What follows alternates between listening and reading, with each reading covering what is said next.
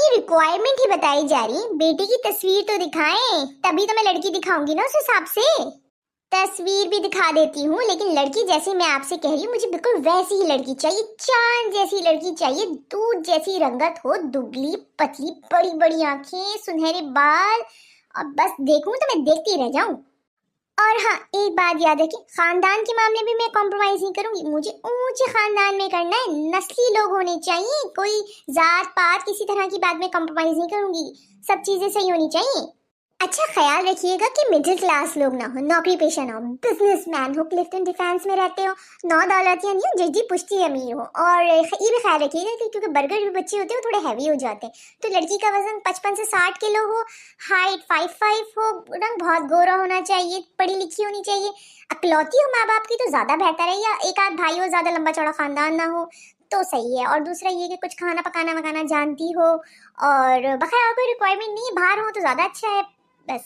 मोहतरमा, आप अपनी रिक्वायरमेंट मुझे कोई तीसरी दफा बता रही, लेकिन लड़की की तस्वीर नहीं दिखा रही आप मुझे।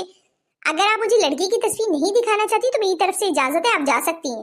अरे अरे, आप तो नाराज हो रही। अरे दे ना इनको तस्वीर, आप किस बात के इंतजार कर रहे हैं, दे। माफ कीजिएगा, आपको अपने इस लड़के के लिए चांद जैसी लड़की चाहिए। खत 5 फुट 5 इंच चाहिए, वजन 55 से 60 किलो चाहिए, नस्ली लोग चाहिए, बिजनेसमैन चाहिए, डिफेंस में रहने वाले चाहिए, खानदानी चाहिए, पता नहीं क्या क्या डिमांड कर लिया आपने। आप लड़की देखने आई हैं, लेकिन मुझे नहीं लगता कि कभी आपने अपना लड़का भी गौर से देखा होगा।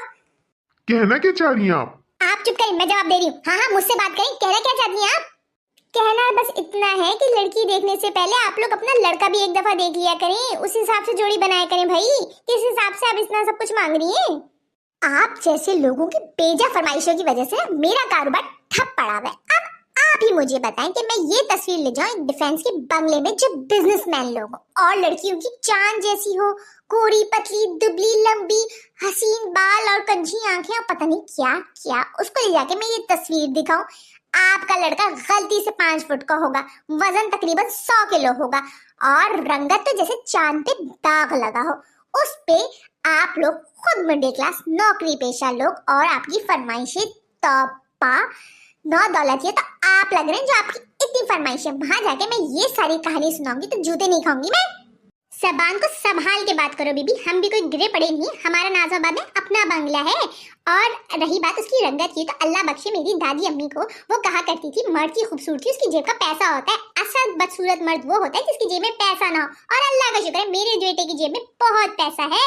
ये तो हो गई मेरी दादी अम्मी की बात। अब मैं तुम्हें दुनियावी हिसाब से बता देती। तुम्हें तो लगता है दुनिया की कोई समझ ही नहीं है। जो लड़के पैसे वाले होते हैं ना, वो काले नहीं होते, वो चॉकलेटी होते हैं, वो मोटे नहीं होते, वो लिटिल बिट हैवी होते हैं, वो गिड्डे नहीं होते, उनकी हाइट एवरेज कहलाती है। बेसिकली वो टॉल एंड हैंडसम नहीं होते, वो क्यूट होते हैं, just like a bear, teddy bear, ठीक है।